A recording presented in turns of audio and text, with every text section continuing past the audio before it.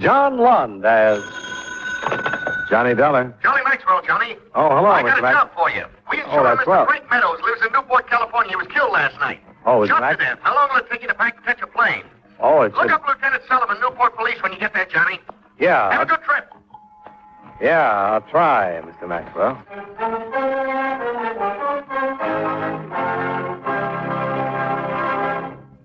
Expense account submitted by Special Investigator Johnny Dollar to Home Office, Universal Bonding and Indemnity Company, Hartford, Connecticut. The following is an accounting of expenditures during my investigation of the Barton Baker matter. Expense account item 1, $195.80. Plane fare and incidentals from Hartford to Los Angeles. I arrived at International Airport at 11 the morning of the 26th and rented a car there. An hour later, I was pulling into Newport, a sea town not far down the coast. At the police station, I met Lieutenant Solomon, and we discussed the case. Frank Meadows ran a boat chartering service. Did you know him? Yeah. Excuse me. Open a window. Sure has been hot the last couple of days. Like a cold drink or something? No, thanks. Well, we got a report on the shots, and when we got there, Frank was dead. Shot 3 times. He had a gun been fired twice.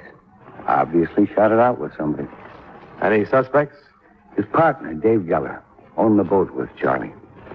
What makes you think Geller did it? No, don't know for sure, but he's missing. Disappeared. Nothing else? No. It's the only thing we've got to go on.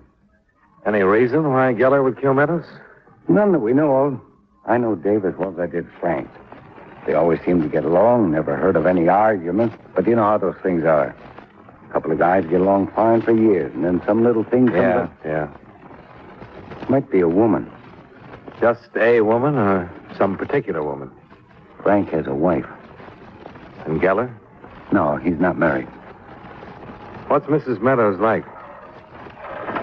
Well, you got to talk to her anyway, don't you? Yeah. Then you can see for yourself. I'd say she was the kind that might cause a lot of trouble under the right circumstances. But that's only a personal observation. You might not think so at all. Here's the address. Well, thanks, Lieutenant. I'll let you know. Do that.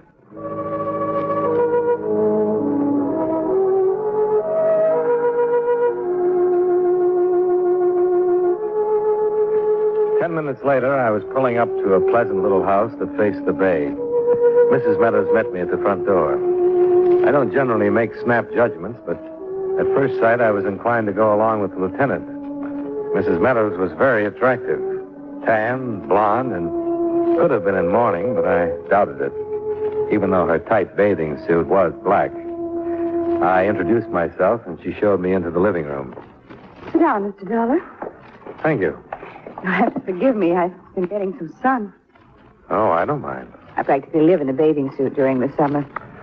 Surprised the beach isn't more crowded. You're from the insurance company. That's right.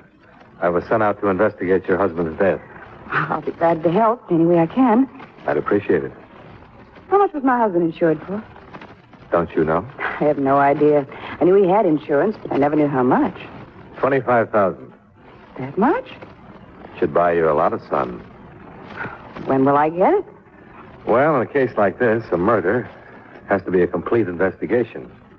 And it's generally considered proper to bury the deceased before issuing a check. By the way, when is the funeral?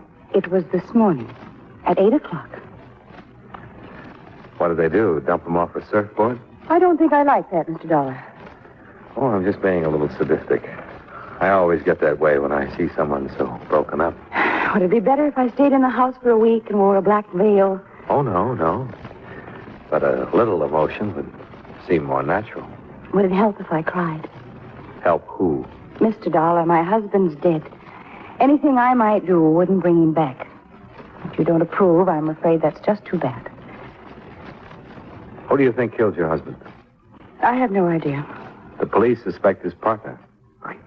Guess it's possible. Dave's missing. Can you think of any reason why Dave would kill your husband? They didn't get along too well. Lieutenant Solomon says they got along just fine. And I say they didn't. I think I know more about it than Lieutenant Solomon. Okay. suppose you tell me why they didn't get along. They just didn't. They disagreed a lot. Over anything specific? Not particularly. The boat, things in general. They'd known each other for years, been partners for nearly 10. Friendships wear thin sometimes. Before they left on the trip, they had an argument. About what? Frank didn't tell me. Just came home and said he'd had a fight with Dave. The next morning, they left. Following morning, when they returned, Lieutenant Solomon called me and said Frank had been killed. Where did they go? Down the coast after Yellowtail. Who chartered the boat? No one. They went alone. Well, thank you, Mrs. Meadows. If you happen to hear from Dave, get in touch with the police, will you? It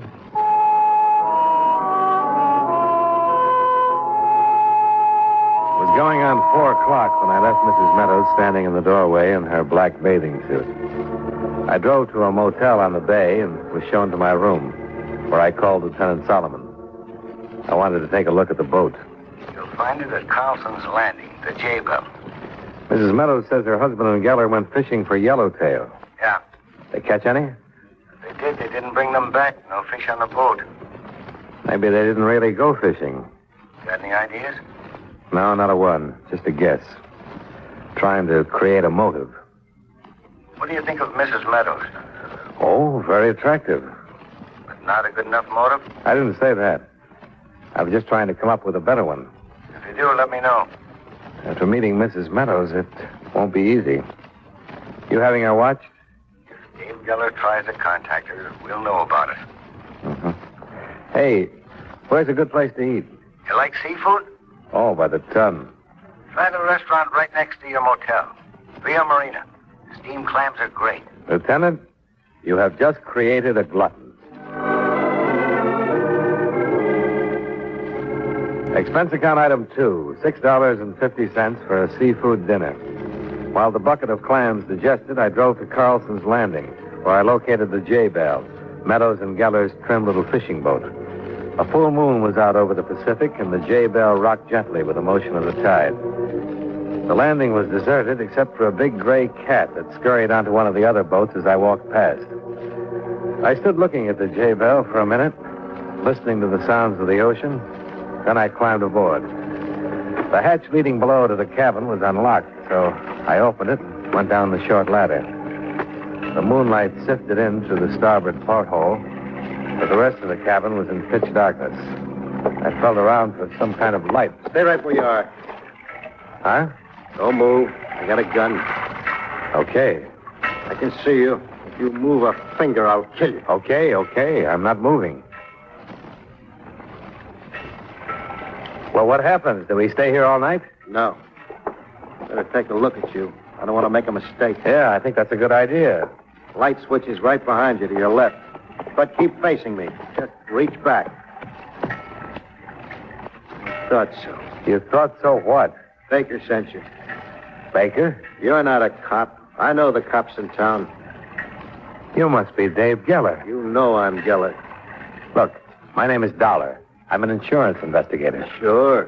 I'll show you my credentials. Keep your hands at your sides. I'm telling you the truth. I work for the Universal Bonding and Indemnity. Your ex-partner was insured with us. Turn around. Put your hands over your head. Look, I'm telling... You look. I'm not kidding, mister.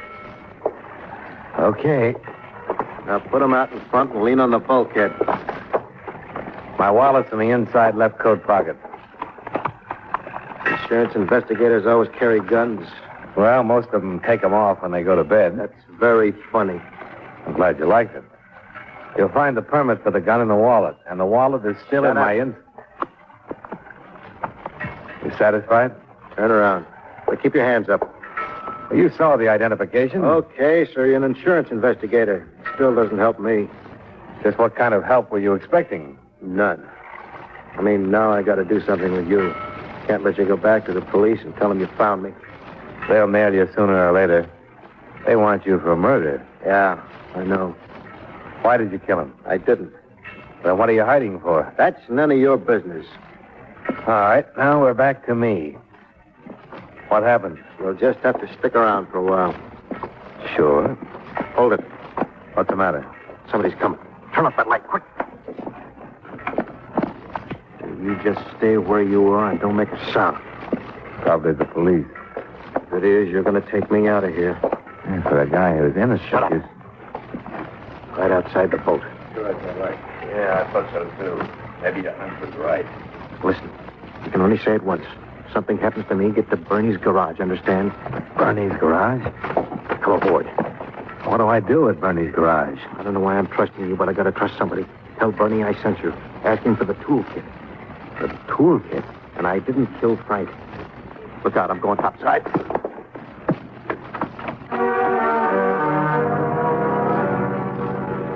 He went up the ladder and out on deck, holding his gun in front of him. I thought about trying to stop him, but he moved too fast. And besides, he had my gun stuck in his belt. I was going up the ladder when the shooting started, and being a practical man, I stopped halfway up and ducked. After a moment, I looked up through the hatch, and there, standing in the moonlight, was a tall, thin man dressed in a white suit. He was holding a gun, pointed right at my head. Well, good evening. Who got killed? Your friend, Mr. Geller. And now it looks like your turn, Mr. Dollar. Johnny Dollar. How do you do? My name's Baker. Barton W. Baker.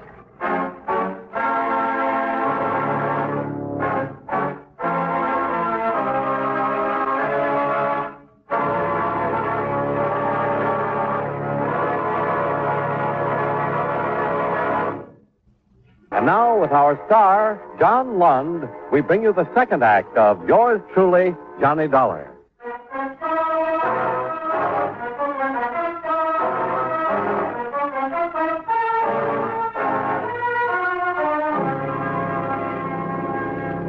The tall, thin man in the white suit who called himself Baker came down the ladder into the cabin. He flipped on the lights again and stood facing me, a half smile twisted on his lips. We said nothing. After a moment, another man appeared at the hatch and called down to the white suit. He's dead. What'll I do with him? Throw him in the ocean.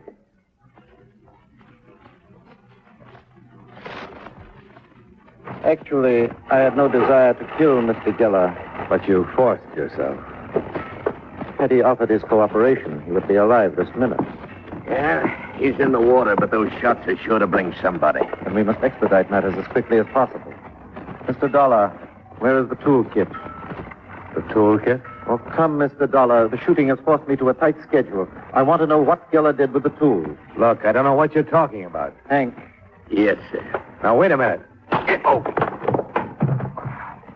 As you can see, Mr. Dollar, I mean to have the information one way or another. Look. Yeah, I now.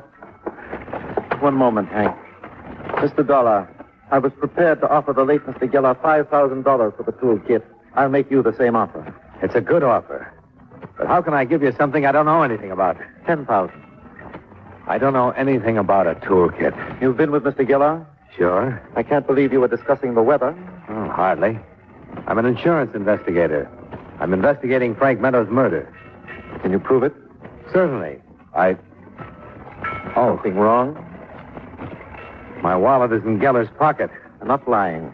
I think Geller sent for you and told you where he hid the toolkit. Look, I found Geller hiding on the boat. He pulled a gun on me and I... Time is too short. Hank. Now, look, I'm telling you that... Oh! Where is it? I don't know. Oh. The toolkit, Mr. Dollar. I don't know anything about it. Baker's handyman beat me until I was asleep, trying to make me give up the information Geller had passed on a few minutes before he was killed.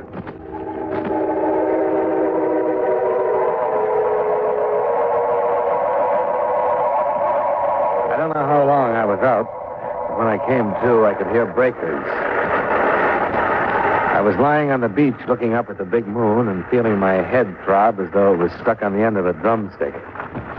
I managed to sit up and look around. I had no idea where I was, but a long groove in the sand that stretched away from me showed clearly that I'd been dragged from the street several hundred feet behind me. I stumbled to my feet, and that's when I saw her, walking along by the water, headed my way, her soft blonde hair blowing in the casual breeze.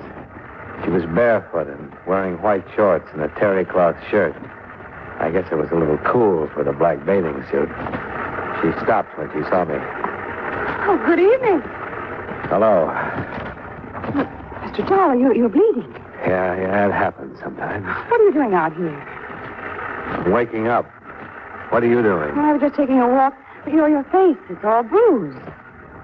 How far is your house? Down the beach, about a mile. You think you could scare up some iodine? Yes. Come on. Oh. Still a little dizzy. Here, put your arm around me. Better? Much?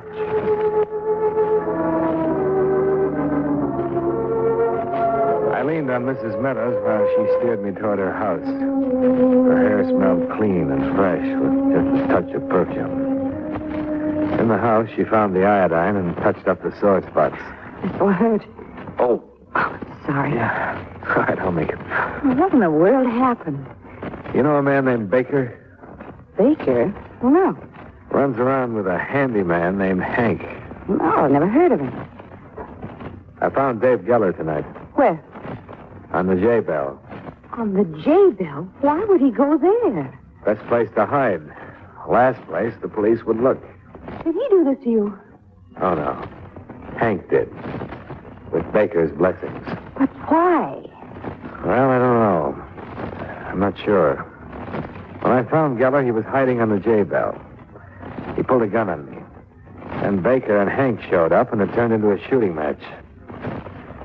Do you know anything about some kind of a toolkit? Toolkit? I know it sounds silly, but Geller got killed for it. I nearly took the same trip. Because of a toolkit?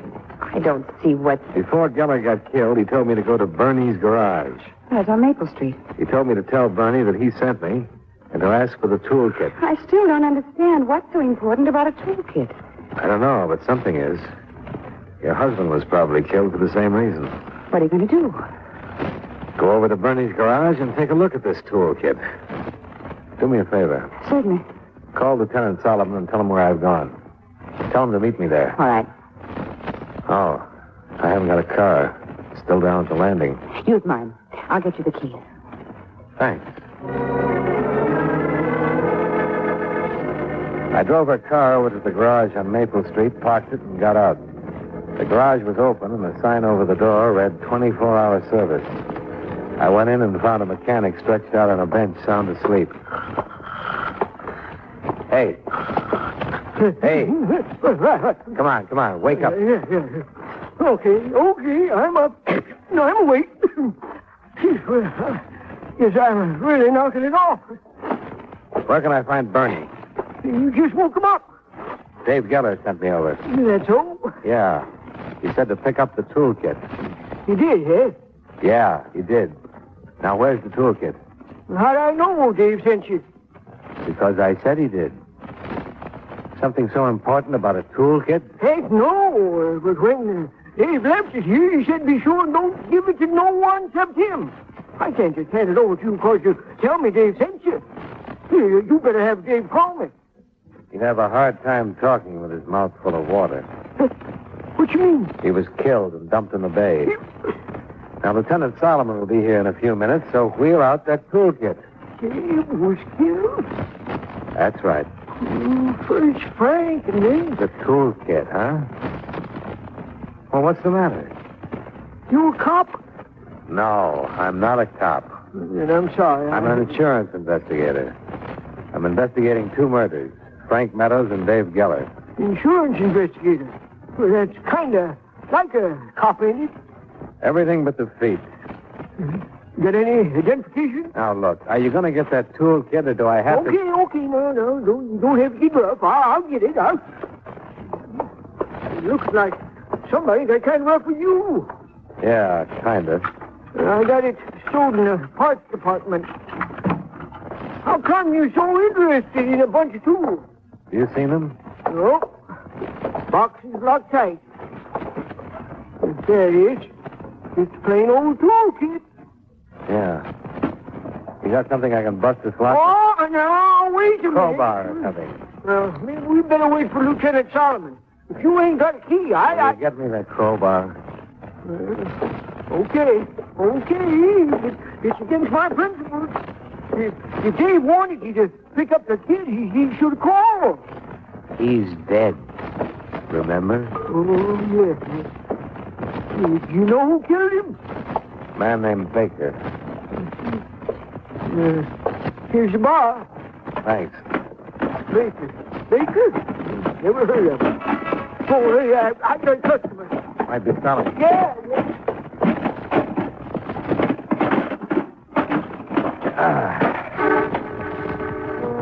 I lifted the lid and looked in. I couldn't have been more surprised, because there in the box was exactly what I didn't expect to find. Tools. About 50 of them. All sizes, brand new. All the tools were painted black. But on the handle of a large wrench, there was a small space that had been scraped down to the metal. I picked the wrench up and looked at it more closely. Took out a pocket knife and scraped some shavings from the metal. I stood up and held the shavings under the light. And then I understood a whole lot of things. The shavings were solid platinum. Hey, mister, you got visitors. We meet again, Mr. Dollar. It was Barton W. Baker, complete with white suit, gun, and bodyguard. He looked at the platinum wrench I held in my hand, smiled, and moved slowly across the room toward me. I couldn't help it, mister. They held a gun on me and made me take them back here. Get up. Take the old man out to the garage, Hank, and guard him until I'm finished with Mr. Dollar. Yes, sir. Honest, mister, I'm Go sorry. on, old man. Go on. Well, Mr. Dollar, you were lying to us. I thought so. That's why you let me live, so I'd lead you here. Precisely. The tools are platinum. Of course. But you knew that. Geller just told me where to find them. I had no idea what they were. Well, I'm afraid your curiosity will be short-lived. I kind of thought that was the way it was. You killed Frank Meadows because he discovered the secret of the tools. Yes. If he had simply picked me up and landed me, as he was paid to do, I take it you're an alien, Mr. Baker? Correct. Would I know your government, Mr. Baker? Unless you happen to be deaf, dumb, and blind. Now, if you'll just proceed with me back to the garage. One more question. Yes? How did Dave Geller get hold of the kit? He and Meadows were offered a large sum of money for picking me up on the other side of the border. Aboard the boat, Geller grew suspicious of the kit, and knowing that I could not possibly notify the authorities of its theft, he forced me at gunpoint to go ashore and leave the kit with him. Fortunately, I got to a phone and notified our operatives in Los Angeles. They met the boat when it docked. And killed Meadows, but Geller escaped. Correct. Now, Mr. Dollar, I'm in a great hurry. Well, I missed another shooting, but so did Baker, for that matter. When Hank yelled, Baker turned just enough to give me a chance to swing the heavy platinum wrench. What's it all about, Dollar? I thought you'd never get here, Lieutenant. Mrs. Meadows called and said to get right over. You know something? I think you owe her an apology. Okay, so she'll get an apology after you tell me who the guy on the floor is and who the guy was I had to kill in the garage. Here. Have a platinum wrench. A what? Yeah. Mr. Baker is going to have one very expensive headache.